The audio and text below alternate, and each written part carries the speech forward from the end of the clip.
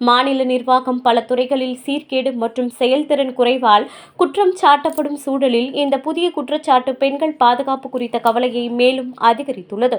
விழுப்புரம் மாவட்டம் வானூரில் திமுகவின் மேற்கு ஒன்றிய பொறுப்பாளர் பாஸ்கரன் ஒரு திருமணமான பெண்ணை குற்றஞ்சாட்டி அதிர்ச்சியை ஏற்படுத்தியுள்ளார். அவளை அச்சுறுத்தும் விதமாக வீடியோ காட்சிகளை பயன்படுத்தி கடந்த 6 மாதங்களாக துன்புறுத்தியதாகவும் பாலியல் ரீதியாக பலவந்தப்படுத்தியதாகவும் கூறப்பட்டுள்ள இந்த புகார் ஆட்சியின் செயல்பாடை சந்தேகத்திற்குள்ளாகியுள்ளது என்று பலர் வாதிடுகின்றனர்.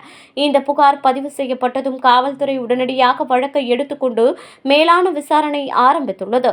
இது ஒரு தனி சம்பவம் அல்ல. கடந்த சில ஆண்டுகளில் திமுக நிர்வாகத்தின் கீழ் பல மாவட்ட ஒன்றிய பொறுப்பாளர்கள் மற்றும் இளைஞரணி தலைவர்கள் மீது பாலியல் துஷ்பிரயோகம், மிரட்டல், தாக்குதல், சட்டவிரோத வருமானம் போன்ற குற்றச்சாட்டுகளுக்கு புகார்கள் எழுந்துள்ளன. அவற்றில் சில கட்சி செல்வாக்கள் மெதுவாக நகர்கின்றன என்ற குற்றச்சாட்டுகளும் பொதுவாகவே பேசப்பட்டு வருகின்றன.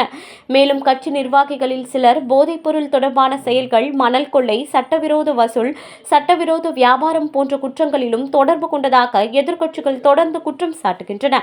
அதிகாரத்தை அடிப்படையாக கொண்டு காவல்துறையின் செயல்பாட்டை பாதிக்க முயற்சி செய்கிறார்கள் என்ற குற்றச்சாட்டும் அதிகரித்து வருகிறது. குறிப்பாக பெண்களுக்கு எதிரான குற்றங்களில் பாதிக்கப்பட்டவர்கள் அழுத்தப்பட்டு பேச முடியாத நிலையை சமரசத்துக்கு தள்ளப்படுகிறார்களா என்பதும் மக்களிடையே பெரும் சந்தேகத்தையும் கோபத்தையும் உருவாக்கியுள்ளது.